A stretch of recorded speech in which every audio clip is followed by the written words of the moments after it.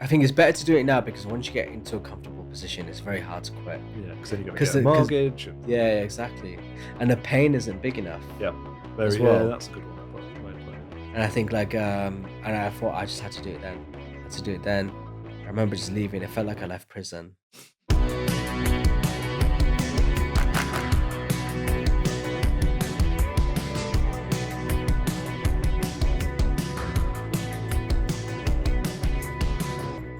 From Ministry of Work, welcome to Greater Manchester's Greatest Minds podcast, a show about Greater Manchester's pioneers, entrepreneurs and visionaries, and the stories that brought their ideas to life. I'm Eddie Whittingham, and on today's show, we're talking to Amman Ahmed, a Manchester entrepreneur who built and sold a global business, without investors and without an office. That business? MusicForPets. With music specifically created just for pets, it reaches over 50 million pets worldwide every single month. Amman's journey is anything but traditional. He started out in recruitment, grinding away in a job he hated, before he built his first startup with investment. But as the walls began closing in, Amman spotted another opportunity. One that he went on to sell to a global music record label, Create Music Group, in a multi-million-pound deal. Yeah, I grew up in Armley, Leeds. I know it well, yeah. It's a bit of a ghetto. Yeah, I spent a few years there myself. Did you? Yeah. So yeah, my parents' house faced a graveyard and a prison. Nice. It's a very, very scenic view. Yeah. And then that was it. Just went to school. Just a lot of fucked up shit, basically. And you learn a lot. You learn a lot, especially playing football. Like 11-a-side, because it's a very, very, there's not many brown people in that game, so yeah. So presumably racism quite a big part of growing up as well. Exactly, yeah. Especially in Leeds, right? Yeah. So you learn a lot, 11-a-side, and can make you or break you. Yeah. And I think all those lessons were valuable. Like what? What sort of lessons? Just like I think like the racism, the football, etc. I think I saw that even now when I see people that I went to school with, like a lot of them are like it has broken them. It has broken them, and I think for me, you just have to learn how to adapt. Is that? Do you mean as in like getting out of the area, or learning how to just move? Right. Like learning how to like move in those circles. Yeah. And and just being aware and having, I guess, the awareness around you. Yeah. Of different social groups and learning how to like navigate through that. Yeah. What sort of social groups did you have then growing up? So a lot of it was like, it was mostly like race based. Yeah. But I was in both. I had white friends, I had Asian friends, and you kind of like learn how to navigate through that, because most of those groups would stay individual and separate, but I had friends in both groups, so it's like, how do you navigate that? And I think looking back, I was like, okay, this is I guess that helped a lot, because you had to learn very quickly. Yeah. Because I sink or swim. Yeah. And how was school for you? What was that like? Did you like school, or? No, so for school was actually really frustrating for me, because like I genuinely tried hard, and my grades were like terrible. It's so actually one story is so funny. It's like I came back from LA, I sold my business, I went back to Leeds, and my mom was cleaning out the attic, and she found GCSE maths exams. I was like, oh, these are yours. I looked at it. I was like, to get an E, I needed 35 out of 100, and I had 15 Wow. out of 100 in GCSE, and I thought, wow, this is insane. I literally just come back from LA, life-changing deal, sold my business, and I saw these exam results. Yeah, you literally couldn't pass for yeah. So school wasn't your thing necessarily. Did you have any favorite subjects when you were there, or anything that you would like went on to kind of find as a bit of something you could pursue? I think for me it was just like stuff outside. Yeah. I geeked out on like the universe, astronomy, space, physics, and and then the rest, like I wanted to be a pilot. Right. So yeah, which didn't quite work out because my once again my teacher was like, "Look at these exam results. Like you're not going to be a pilot." No. So I was like, Yeah. "Okay." What was your sort of dreams and ambitions other than being a pilot? When you knew you couldn't be a pilot, what did you think life was going to hold for you? um, I guess it's a typical like Asian entrepreneur that you come out of that environment where it's like buy one or two properties, have a decent job, and have a bit of side income, And and you'll be fairly safe. yeah, you'll be like okay. Um, that's what I thought was like an entrepreneur when I came out of school. But honestly, there was no vision, no clarity, nothing. You just wing it as you go along. Yeah. And you went to uni eventually? Yeah, I managed to scrape into uni. Um, that was purely because it was a massively undersubscribed course.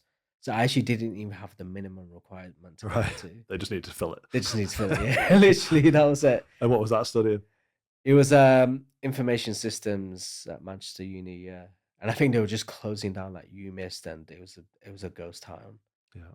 while they was integrating with Manchester Uni. And so that's how you came across to Manchester, presumably, then, is it? Correct. Yeah. Yeah, yeah. And where did that lead you? Like, what did you do after uni? Did you go straight into starting a business, or did you get a couple of rubbish jobs? So I think the turning point for me was I managed to get an internship at Hewlett Packard for like a year as a gap year, and I remember like it's cool. You get a corporate Amex, and you're on Yeah, yeah, you're on 14K a year, but you're wearing a suit and you feel like a yeah, G. yeah. And and I think after that it was more like, okay, this is good, but then it gets boring very quickly. And Mhm. then it was I thought, oh, maybe I want to go into sales because I saw one guy, he pulled up in a Porsche, nice suit, everything. And I just started chatting to him. I said, I want to be like you. How do I get into it? And he said he's in sales, but he wanted to be an entrepreneur. Hmm. So I was like, okay, this is interesting. And then I think he could see through me, and it's like, I think deep down inside, this is bigger. There's something bigger going on. And that's when he gave me Tim Ferriss's book, The 4 Hour Work Week, Yeah. the most iconic book ever. And I think that opened up my eyes. I was like, wow, I can do something now. I can enter this now. And it's online. I started learning about like, building an online business, etc., etc. So I say that was one like pivot if I was to like pinpoint it. Yeah. And then you start reading all these books about being an entrepreneur. And then slowly I think it's just a snowball effect. Went back to uni, dissertation. So that was to finish the course, So right? yeah, Yeah, yeah, yeah, yeah, to finish off the dissertation. And then I think for me it was more like I knew everything I was learning was bullshit. yeah. I was so close to quitting. I thought actually I've committed like three and Yeah, a half you're years. nearly there, I was like, right? I've got Yeah. 6 months left. Let's not quit. Let me just at least have some degree as a background. And then yeah, just did that, and then the rest, I got a job. What was the job after uni? So I couldn't get a graduate job, even though I had a placement year, I had a 2-1, everything. I couldn't get a graduate job, so I worked in recruitment, and Love it, hate it? it was love and hate. Yeah. It was love and hate because I think actually for anyone that wants to be an entrepreneur, go work a sales job. Yeah. The Yeah, crushing yeah, yeah, monotony of getting no's and rejected is probably yeah. good training for being an It's really good. entrepreneur, Like, right? go get the hardest sales job. Hmm. I think the hardest sales job I see is on the streets when people are trying to sell you Oh, charity for sure, silence. yeah. Because it's getting rejected like 1,000 Yeah, times. literally, their hit rate is what, less than 1% Yeah, maybe, yeah. but they still go and they go and they go, and the energy they carry is like, And I admire that so it's much. such a good like analogy almost for startup sales, isn't it? Because the thing I see with so many startups is they've got an idea, they've got a product, they've got a service. They almost like refuse to sell, or they try a little bit and give up straight away. But there's none of that tenacity that you need to get those Yeah, sales they in. don't want to do the dirty work. Yeah, yeah. They become entitled very quickly. I Hmm. see that a lot when I'm now like looking at angel investing and everything. Um, yeah, they don't, because then I have to ask myself, oh, I'm like, wait, am I being arrogant, or actually, how was I when I was back then? And if they're not like working as hard as me or harder than me, then I'm like, Yeah, it's not worth. It's not worth it No, totally agree. because I was doing that back then. Yeah, so the recruitment side of things, if we go back to that, did you do that long? So recruitment I actually did for like 8 months, 8, 9 months. And I think I learned a lot, but at the same time, I was building this little side hustle, which was like actually music for sleeping. Okay. And it was making a bit of money actually. So I thought, okay, let me see. How did you get into that? Like, what made you think I'll start a little side hustle I doing just that? no, I just struggled. I thought I was passionate about music, Yep. but I also like struggled with like sleeping at the time. So I thought, oh, what about? Came across this research for like music for sleeping, and I thought, oh, what about trying an experiment and see what happens. And Um, presumably, when was this? Because this was probably before that was like massively popular, I yeah, it was guess. before it was yeah, it was before it was massively popular, and then just did the basic like internet marketing, found a music producer, Hmm. and just the basics, which is insane, which is kind of difficult these days. Yeah, Yeah, it's probably difficult to find, yeah. but for me, I'm like this is basic, but to everyone else is genius. Um, and just started doing that, making a bit of money. And then it was just like, it was at the point where I was working in recruitment 12 hours a day from like 7 till 7 or 8 till 8. Mm. Then I'd go home. And I remember, like, obviously living on a budget, I'd buy these like disgusting Frey Bentos pies, Yeah. just like something quick, a microwave meal that I Yeah. could Yeah. eat. Then I just work on my side hustle from like 9 till 2 a.m. Honestly, it's the point where like, I remember, like, once my manager, he came and he was like, "Can I chat to you?" I was like, "Why?" He goes, he took me in a meeting room. He goes, "Aman, you need to like stop smoking weed." I was like, "What?" Yeah. But because my eyes Because were yeah, so yeah. yeah, because Because my you're eyes were absolutely so knackered. red. And he goes, "You need to lose a bit of weight." Because I was like, but my shirt was bursting out my shirt a little bit. I was like, "Oh shit, I look like a mess." Look like a Frey Bentos Yeah, pie. literally like a Yeah. framework. So I thought, wow, okay. Obviously, because I was, you had to find time somewhere to make it work. Hmm. I'd say that was actually the hardest thing, like working a sales job 12 hours a day, then working on your business.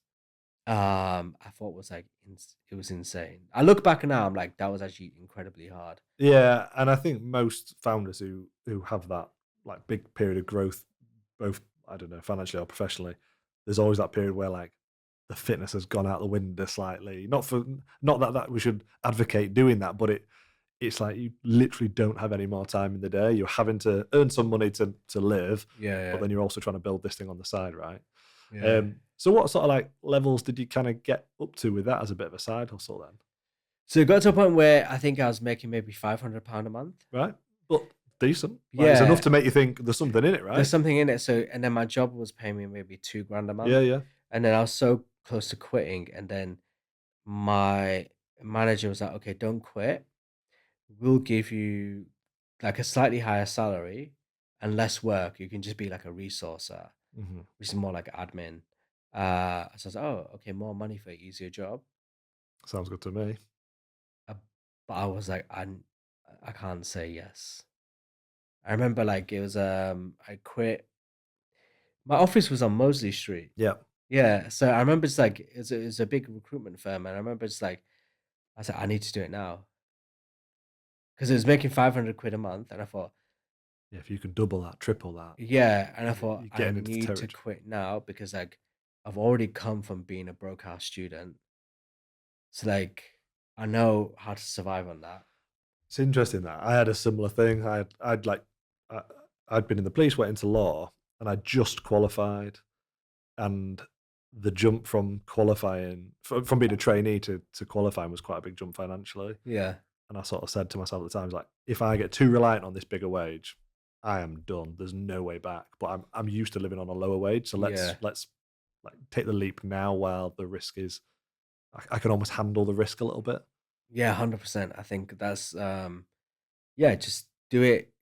I think it's better to do it now because once you get into a comfortable position, it's very hard to quit. Yeah, because then you got to get Because, a because, mortgage and yeah, exactly. And the pain isn't big enough yeah, as very yeah. well. That's a good one. Way of putting it. And I think like, and I thought I just had to do it then. I had to do it then. I remember just leaving. It felt like I left prison.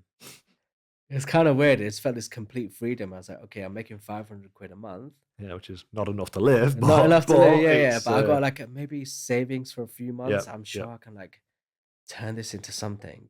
I can sure I can get to at least match my salary. And how did that go, or how long did that take? I think I was just like so committed to that. I just put my head down. I was working on it full time, so I thought if I can do this, Mhm. in the evenings to get to 500 quid a month, imagine if I put full time effort in. And then yeah, I think within 3 4 months I got to like 2 grand a month. Yeah, nice. And how was that business making its money then? Was that on Just for like YouTube? YouTube, Right. YouTube So and like monetization on Spotify YouTube. monitor. Yeah, So exactly. effectively, like you were kind of creating your own music to help people sleep to, Yeah, yeah, doing the work to get that music then found by the audience, and yeah, then yeah. being paid by YouTube for supplying that to the audience effectively. Exactly. Yeah, Yeah. Interesting.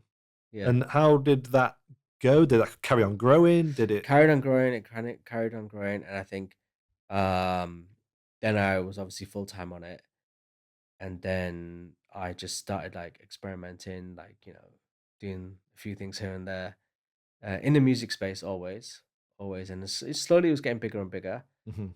But like with Still in the sleep stuff, it's right? still in Yeah, the yeah, sleep stuff, yeah. yeah, yeah. But like with any entrepreneur, like you become a bit um jaded Mm.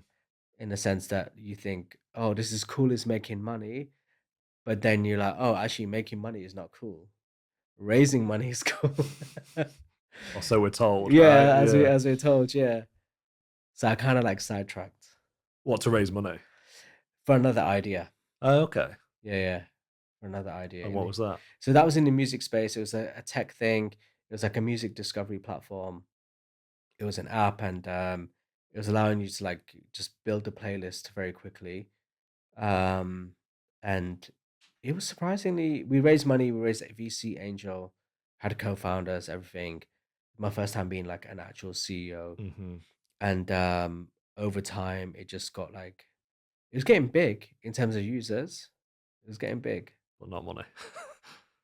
The money would have come, but it got political Yeah, internally. right. Oh, Yeah, really? yeah, What, yeah. with co-founders and investors and Co-founders, investors, everything. Yeah, yeah. it got like super political internally, and I think um, that was a moment, I guess, for me to kind of like, what type of business do I actually want to build? So important. It's a question I tell people all the time, or ask people all the time. It's like, what business like do you want to actually build? I think so many of us like run towards this goal without stopping and thinking like, is that the life I actually want to build? Because there's no point building another prison, is there? No, no, How much money had that business raised? I think like 500K, Yeah, so a maybe. decent Yeah, chunk.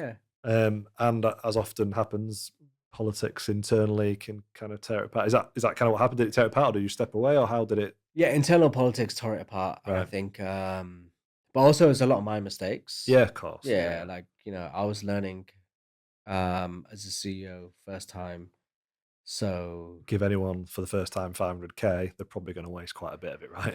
no, actually, it was the opposite. Oh, It was really? the opposite. I was being super tight. Oh, really? Yeah, yeah, Interesting. I was being like very, very tight with Because them. you're from Leeds, that. Yeah, exactly.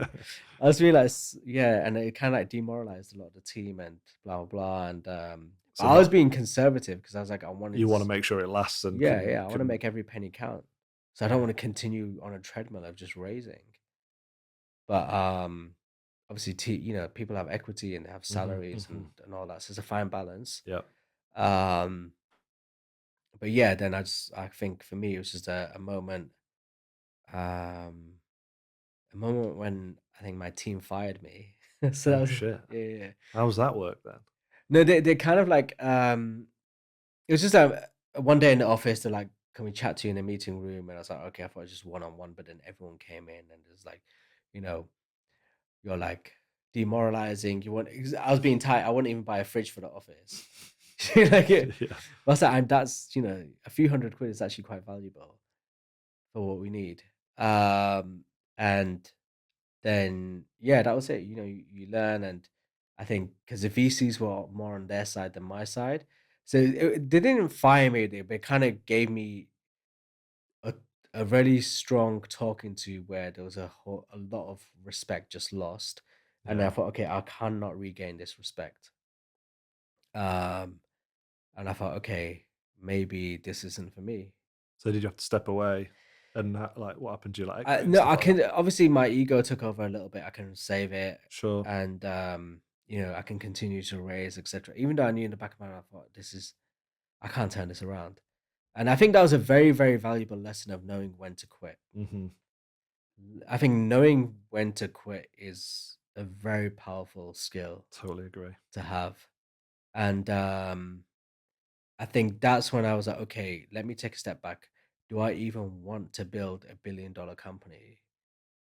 Because the sacrifice to your health, your lifestyle, everything, like you gotta be a certain level of psycho to like build. Like, I say that quite a lot. To get to that level, you've borderline got to be narcissist, haven't you? yeah, Really, yeah, exactly. because Exactly. most people would stop before they get there because they Yeah. go, "Do you know what? This is actually quite cushy. Thanks very much. Yeah. I'll get off now."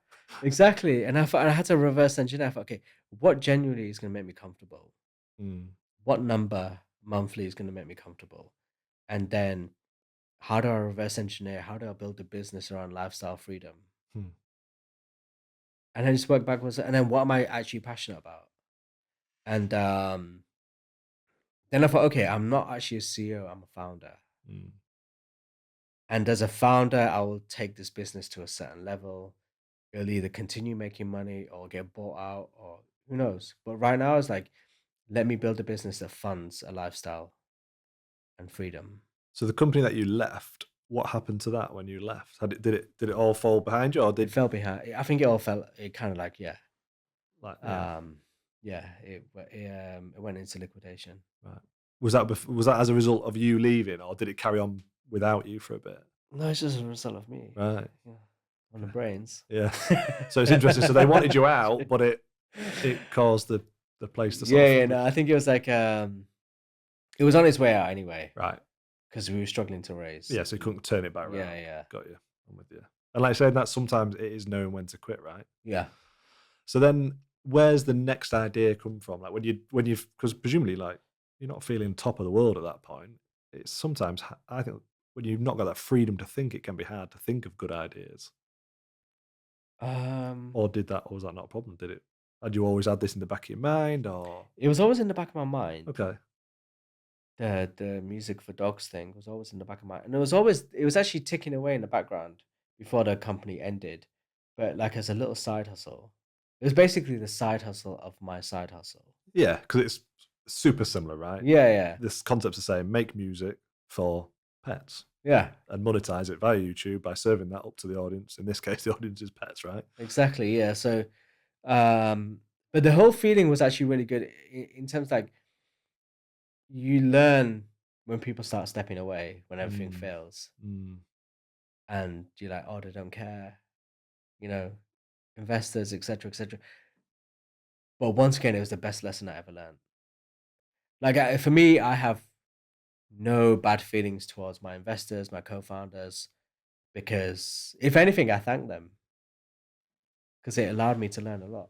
Yeah, and it gives you new opportunities, I suppose, doesn't it? Yeah, So the idea for actual music for pets then, was it as simple as, oh, I've done the thing for sleeping, this makes logical sense, or was there a bit of a eureka moment? there was a bit of a moment where my music producer was trying it on his dog, and I was reading Oh, studies interesting. about like basic scientific studies anyway, and then I was like, oh, okay, maybe we just give it a shot and see what happens. Like, I think it was like an investment of like £1,000 Right. And what's that for? What does that just to just to like make the just to music? make the music, do a bit of marketing, etc., etc. But a lot of it was me just doing the groundwork. Once again, it goes back to founders that I see these days just want to hire Hmm. rather than do the Yeah, do the groundwork. work. That I was doing some of the, yeah, just the dirty work. So what sort of stuff, obviously for people who might not fully understand YouTube and how it's monetized, what sort of stuff did you need to do to kind of get it an audience, get it listened to? The algorithms changed a lot since Right. then, but a lot of it is just following the algorithm and educating yourself, learning, taking notes, doing the basic A replying to B comments, testing A/B and yeah. testing, thumbnails, blah blah blah, all that stuff. And I think and just learning how to play the game to get in Mm. front of an audience. And that's it. An algorithm is a game ultimately, and if you can do the research, do the reading, learn it, you can play the game. Yeah, yeah, exactly. And then just slowly over time, like it was growing and growing. I think actually what's really interesting is like for me as a founder was like every like 3 months. That was it. Hmm. There was no 5-year plan. It was just a 3-month Yeah, plan. where am I going to get to? Yeah. Did people think you're a bit mental at the time for like, because you say what you're working on, you're like, oh, I'm doing music for Oh yeah, pets. yeah. You get laughed at a lot. Yeah. You get laughed. Even it's so mad. Like I literally fresh from LA from selling my business. I went to an event, and one guy was like, "Oh, what do you do?" I was like, "Music for pets," and he started laughing. I was like, Yeah, little do you know. Yeah. "Yeah." I was like, "Okay." But this is I think people don't realize where the opportunities are sometimes. Yeah, yeah. And that's probably the bit that give you the edge there to actually see that and go, this could be an opportunity. Yeah, yeah. So for me, it was just like 3 months at a time. That was it. Yeah, obviously you get laughed at. It's a stupid idea, blah blah, etc., etc. But I think it's just like most of the time I maybe kept it to myself Mm. as well. Yeah, because you bootstrap this one, no investors this Bootstrapped time. it all the way, no investors, nothing. Kept it to myself. And you know, obviously, yeah, you tell people, you get laughed at, and it is what it is. Did you have to build a team around it eventually, or was it? Eventually, I built a team around Yeah. it. Yeah. Eventually, I built a team around it. A lot of it was outsourcing. I think I Mhm. learned a lot um, from our previous companies. I was like, okay, I'm going to outsource. It's just easier to hire and fire, Mhm. and just cut down as many layers as possible. So the business model is super, super simple, Yeah, super lean super lean, and super simple. flexible as well, right? Yeah. So good months, bad months, you Yeah, can yeah. adapt, Like I can't went through a phase when I had an office and we had office dogs and blah blah blah, you? etc. Yeah. etc. And and then after COVID, it was just like, okay, my team are introverts, they're better at working from home. Mhm. So just stick to that. Cut down the office, cut down everything.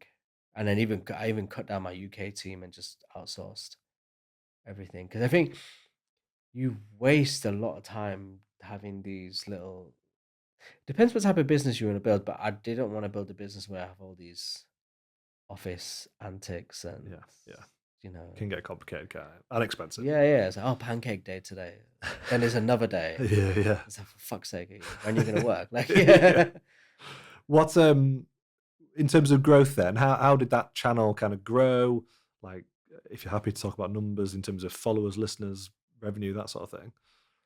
So we obviously like a lot of it was A/B testing, grow, grow, grow. Put take feedback, collect data, quantitative, qualitative, iterate the product, and then yeah, we scaled to like 50 million pets around the world streaming our music. That's wild, isn't it? They were consuming And so streaming live effectively. yeah, yeah, on Yeah. YouTube, Spotify, everywhere. I think they were consuming maybe 2,500 years of content every 28 days. That's Just insane, isn't imagine it? that, two and a half Yeah, yeah. thousand years, not hours, years of content. And so that would presumably be right, like the owner then sticks it on Yeah, in the yeah, background while they go out to work to yeah, keep the pet company, right? yeah. Um, and so was there quite a lot of marketing required to get it in front of the pet owners, or was it fairly organic? A lot of it was learning the algorithm that helped grow the organic. Yeah. Like, it's so funny because even when I was selling my business, like, they were like, "Oh, how much you spend on marketing?" And I had to show the Facebook ads. They were like, "Where's the rest of it?" And I literally spent like $5,000 on marketing Wow. in total in 7 years of having it. Yeah. Because So you, a lot of that $5,000 was actually money wasted because I hired an agency to be like, "Oh, yeah, because you had to you've got to try it, you right? gotta try it, Yeah, yeah, but you didn't. you Yeah. gotta try it, yeah." And it's like, it worked a little bit here and there, but nothing. And I was like, actually, organic is the best. Mm. And yeah, learning the algorithm and engaging with the fan base, like Mhm. caring about your customers And so were they in the fan base? Were they off the like sites? Were they off YouTube, or were they predominantly within the platforms themselves? within the Yeah. platforms. Yeah, learning how to engage within the platforms, and then some off stuff, a lot of press coverage. It was easy for us to get PR, especially when the press call you pet flicks. Yeah, that Like, helps. Yeah, yeah. yeah, yeah. So Should have called the business Petflix. I know. Actually, obviously, I didn't want to get sued, so Yeah, sure. I let them call me pet Yeah, flicks. yeah, yeah, yeah. So then we just got called as that. They're like, to describe your business in one word Mm, is sometimes impossible to do it even in a sentence. So they're like, this is a story. yeah, So yeah. that kind of helped. And how did the acquisition come about? The acquisition, Because to some, sorry to interject, I yeah. think to some people it'd be like, who would acquire it? I mean, I think it makes total sense when you explain it, but Yeah, so for us, like I actually thought a pet retailer or someone would buy that's it. what I would Yeah, have like a big pet. originally think. Yeah, Yeah, a yeah, big that'd one. be Yeah. So, when you on Company's House, your numbers are public.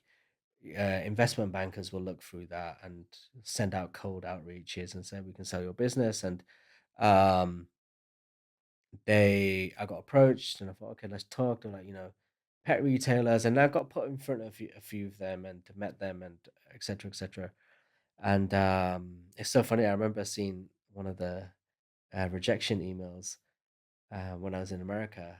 I was just kind of scrolling through some old pictures. I was, oh yeah. wow, and they were like, oh, it wasn't the right fit. It was too corporate, and then I feel like I built my business in a place where I thought I can decide who I want to sell to Mm, because it's making money, and they were not the right fit. So I took it off the market, and it was literally like a year and a half later. It was a random email in my junk that I was so close to deleting. And then I scrolled to the bottom. And I thought, okay, who's this? I saw it. It was like um, like an EDM label. yeah, I was like, they're big. Like, why? What yeah. did they want to talk Recognize the about? name, Yeah, I kind was of like, what thing. did they Yeah, want to talk about? And obviously, it turned into something bigger, and then it went to the head, and then the conversation just kind of escalated from there. Then you have to hire an investment banker, lawyers, tax people, etc., etc., and then yeah, the process just started. and how long did the process take? Um, about like 6 months, maybe Yeah, it six was to ten quite quick months. then. Quite quick. I think some people can be a lot It longer, can take, can't yeah, they? yeah. Yeah. It is my investment banker that did the deal was like, it was like this is smooth. But I suppose the benefit that you've got no investors, no co-founders. Literally, they've just got to negotiate with you, strike a deal that you're all happy with, and provide the due diligence, which in your case probably wasn't overly complicated, given that it's a relatively small business. Yeah. Makes it simpler, doesn't it? So it can speed it up. The thing was like the structure of the business was simple. Obviously, we captured a huge audience, Mm, but the structure was super simple because, and also that was the other thing I didn't know about the music industry was like it's very rare to own 100% of all the music asset itself. yeah, Because normally someone owns the masters, the yeah, publishing, blah blah blah. And I didn't even know what all that was. I was just like, it kind of benefited me being a bit naive and building yeah, this in Manchester. Because I just thought from the off go, I was like, I'm gonna get this producer and I'm just gonna buy all the rights. Because I thought that's normal. And it's incredibly rare. mm, So they were like, oh shit, this is like this is so easy. Because you don't have to now negotiate with yeah. the other right Correct. Yeah, holders and yeah, everything else. So yeah, that kind of helped me. But it went back to literally my original thinking was like to build a business that was simple and to cut out every layer and yeah. automate where I can automate. Take the complexity out of it. Yeah. Like even having like a stupid office with, it just is extra complexity. Totally. Yeah. And what and sort of the deal that you struck, was it sort of cash, some cash up front, and then a bit of an earn out? How did they structure it with you? Yeah. Obviously, I can't talk about it. No, sure. Yeah, Yeah, yeah, the yeah, terms, but for me, it was like all I can say is it was very, very, it was good. yeah.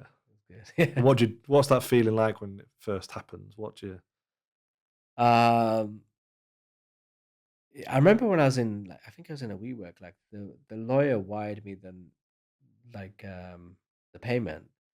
They were gonna send it all at once. I was like, whoa, actually send it, test one yeah, first? Yeah, just send 10 quid first. See, like, yeah, yeah, and then yeah, then obviously it comes through and you like, it's a lot of I was pressing refresh on the account for ages and ages, and then yeah, it was you just put one refresh.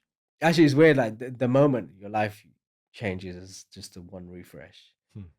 and you're like, oh my god, that's insane. But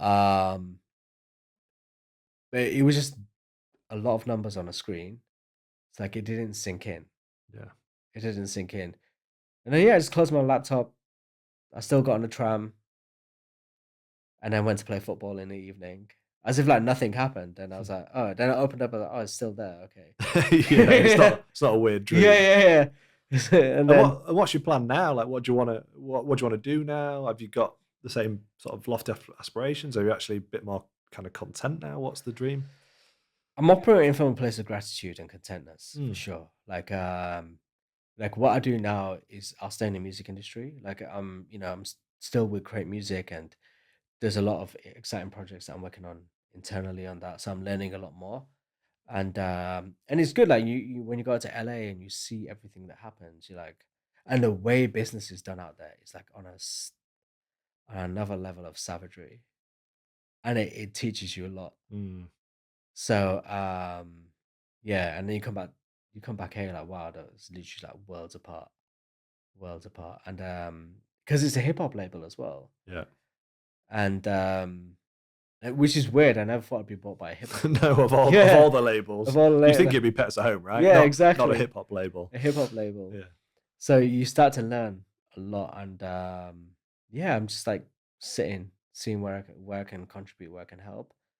Um, and yeah, who knows what happens next? But there's something I'm working on, but that's a little bit secret for Top now. secret for now. We look forward to seeing it. Yeah. So obviously you've seen a couple of different ecosystems, particularly since selling the business. What's some of the things that you see being done really well here in Manchester versus maybe that could be better? Could we? I think you know what, like obviously being part of a hip hop label and going to LA, and obviously the music industry and everything, and like the level and speed things are done out there, Mm, and there is that level of like aggressiveness that mm, happens. And when you come back to the UK or Manchester, it literally feels like you're in, kindergarten, really. We play need to be a school. bit more fierce with some of our. Yeah, I feel like it's just it's a bit it's very difficult. I think the ecosystem needs to change first. I think also more importantly, people like you and me that have actually sold a business. Um, it's kind of like maybe we need to kind of help show actually what is real and how it Mm, actually works, because there's a lot of founders that I would say, and because also now I'm an angel investor and I see so many decks, I chat to a lot of people, like so many founders are like delusional, and just attention to detail as well. And I'm like, oh, hold on a second, Amal, I have to check myself. I'm like, am I being arrogant? But then I have to be like, okay, no, how was I when I was them back then? yeah. And I was like, I know for sure I was operating at a different level. So that's how I measure it against. And like, is it worth investing or not? Have you done many investments yet? Just one so far, Gig Right. Pig, Manchester based. Like I respect them; those guys are on it. Um, and there's a few others that I'm looking at, but a few that have like pitched to me, and I think like Gig Pig were like very strict. I was like, show me the numbers. I just want to see the numbers. I think as well as found the thing is right now the ecosystem is very much like people are getting rewarded for something they've not even done. Yeah, I see that a lot. I think if we're not careful, we celebrate the wrong things. Yeah, Like we're not celebrating even like say smaller businesses making good money. We're celebrating people who've not yet released a product but raised loads of money. It's like, yeah, yeah. this person's actually doing way better than someone who just raised like that shouldn't be like lauded around in the way that it is, I don't think. Yeah, exactly. I think, I feel people seeing awards that have won like startup of the year Yeah. and have not even launched a product. Yeah, exactly. You're like, what the How does that fuck? work? Yeah, Yeah, how yeah, does that yeah. even work?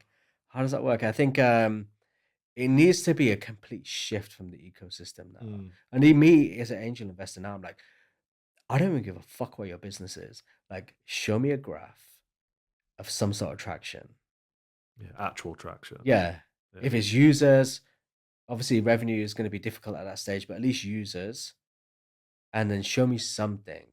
But it's so many decks now fluffed out. This is my team. I Hmm. went to Cambridge. I got MBA. Blah blah. Blah. Yeah. I don't give a Got loads fuck. of Like, advisors. yeah, It's I like literally don't it doesn't matter. care. Yeah, exactly. It's the early traction that'll tell you the story, isn't it? Yeah, exactly. Like, How do you think we go around changing that? Because it's a cultural thing where I think in my opinion, some of the wrong things are celebrated. How do we go about changing that? I think it's down to us. Like you've exited, I've exited, whoever's exited. I think we need to now maybe, you know, be more involved in the ecosystem to show Mm. like realistically how it all works. Like you had investors with No, yours? no, Oh, no, you're bootstrap. bootstrap. Yeah, Okay, so sole we're founder, bootstrapped. look Yeah. at that. So we're both self-founder bootstrap, which is incredibly rare. Mm. And I think we or the ecosystem or whatever needs to like maybe give us more of a platform to show that Mm. because I think there needs to be a reality check. Because there are some companies that I see like on LinkedIn that like, oh, this is what we've achieved this week. We got cupcakes for the office and with a dog in the office. So I was like, what does that mean? Yeah. Like what Zero. have you actually achieved? Yeah. So I think there needs to be in order to compete on a world stage, and I like I said, going back and forth, even recently when I come back from America, like, it humbles you. Mm. It slaps you in the face a lot. And you're like, oh wow, okay, this is how business is actually done. This is why they're building billion-dollar companies. Yeah. So we need to try and shift that mindset, and yeah, we should think about how. Yeah, yeah, exactly. I think it's a cultural thing, and I think it does need to it needs to change. That's Amman Ahmed, founder of Music for Pets. Thanks so much for listening to the show this week, and please do make sure to click the follow button on your podcast app so you never miss an episode. And don't forget to check out Ministry of Work, where you can also sign up for a free trial day. This episode was produced, recorded, and edited right here at Ministry of Work, with a special thanks to our studio manager, Dan Brown, and, of course, to you for listening. I'm Eddie Whittingham, and this has been Greater Manchester's Greatest Minds.